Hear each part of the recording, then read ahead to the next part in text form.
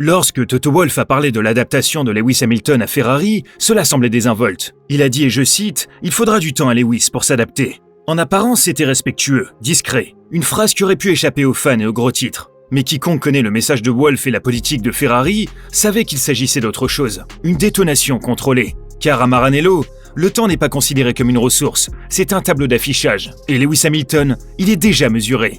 6 grands prix, une victoire au sprint, de belles performances dans des conditions difficiles. Mais Ferrari n'a pas remporté de grands prix cette saison. Leclerc a signé 3 podiums, et petit à petit, les questions ont commencé à s'immiscer. Non pas dans la bouche de Ferrari, mais par son silence. Pourquoi Hamilton ne bat-il pas régulièrement Leclerc? Pourquoi le septuple champion du monde ne remodèle-t-il pas l'équipe? S'agit-il simplement d'un autre scénario, où le génie s'estompe dans le rouge?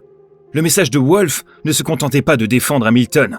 Il s'agissait de couper court à ce récit avant qu'il ne devienne réalité. Car une fois qu'une perception s'installe chez Ferrari, elle disparaît rarement. Et Hamilton, Wolff le sait, ne peut pas gagner cette guerre avec ses seuls chronos. En tout cas, pas si la salle dans laquelle il entre ne le soutient pas pleinement.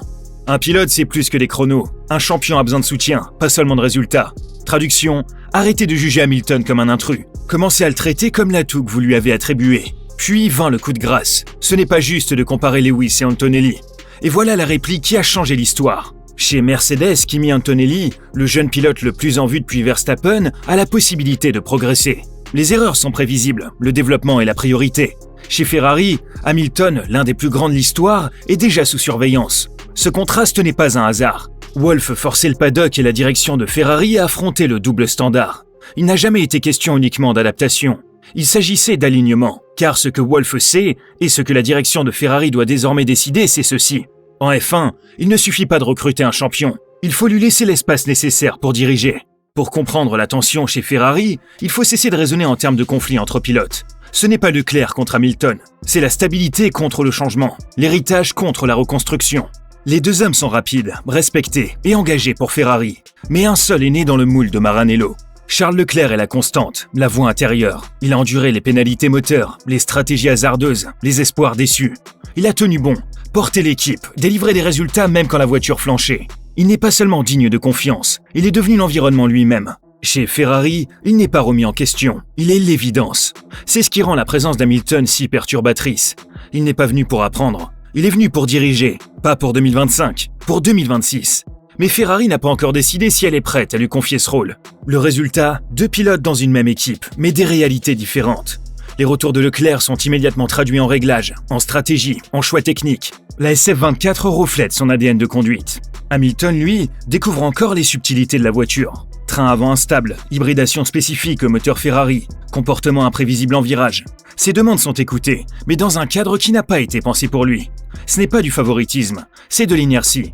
Et cela nourrit une lecture politique. Quand Leclerc brille, le projet est validé. Quand Hamilton tâtonne, la décision même de le recruter est questionnée. Même dans la communication externe, l'écart se ressent. Leclerc est l'assurance, Hamilton, le pari. L'un est le nôtre, l'autre, l'outsider. Et c'est ce que le message de Wolff a perturbé. Car plus cette dualité perdure, plus elle bride les deux. Leclerc mérite un rôle clair, Hamilton, un mandat clair. Et bientôt, Ferrari devra choisir, pas en public, mais dans les décisions invisibles. Qui guide le simulateur? Qui oriente la voiture 2026? Quelle voie porte à l'usine? 2 visions ne peuvent cohabiter éternellement. Et les 2 pilotes le savent. Hamilton n'est pas venu chez Ferrari pour 2025, il est venu pour poser les fondations de 2026. Alors que le monde scrute les podiums, il travaille déjà en coulisses. Il ne cherche pas à tout contrôler, mais à imprimer sa marque progressivement. Selon plusieurs sources proches de l'équipe, Hamilton a déjà commencé à livrer ses premiers retours sur la Ferrari 2026, le projet 678. Pas de révolution, des détails, cockpit, direction, couple hybride, des signaux qu'il pense à la prochaine voiture, pas seulement à la saison en cours. C'est exactement ce qu'il avait fait chez Mercedes. En 2013, il est arrivé sans imposer quoi que ce soit. Il a observé, appris, puis influencé.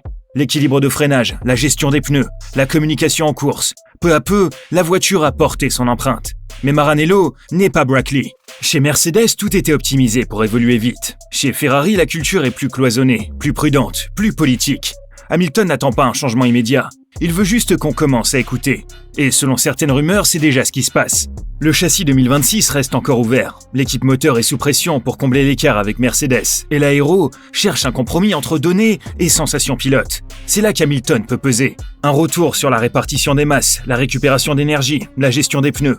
Et c'est toute la dynamique de la voiture qui bascule vers son style. Et c'est ainsi que naissent les équipes dominantes, autour de pilotes qui ne pilotent pas seulement, mais qui construisent. S'il s'intègre dans le développement 2026, Hamilton ne se contentera pas de s'adapter. Il redéfinira Ferrari. Leclerc continue à performer, à ancrer sa position. Il travaille avec les mêmes ingénieurs, influence les mêmes décisions. Et tant que Ferrari hésite entre deux trajectoires, aucun des deux ne peut pleinement s'imposer. Et la vraie question, ce n'est pas si Hamilton mènera la danse, c'est si Ferrari lui laissera le temps de l'apprendre. Ferrari est une équipe bâtie sur la mythologie. Les légendes sont célébrées, les victoires sont immortalisées. Mais s'il y a une chose que Ferrari oublie rarement, et pardonne rarement surtout, ce sont les perturbations extérieures. Lewis Hamilton ne cherche pas seulement à gagner des courses, il essaie de briser un cycle. Car si l'histoire nous a appris quelque chose, c'est bien ceci.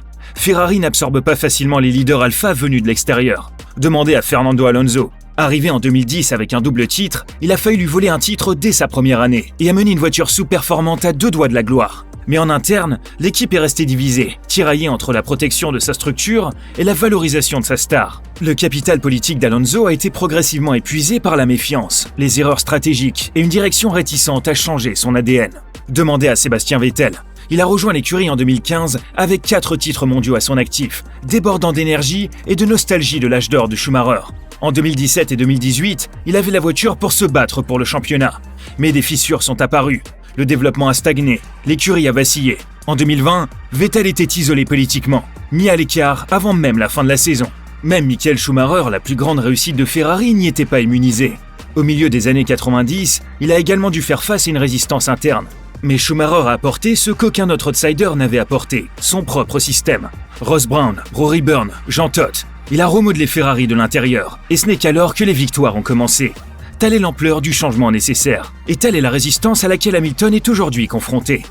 La mémoire politique de Ferrari est profonde.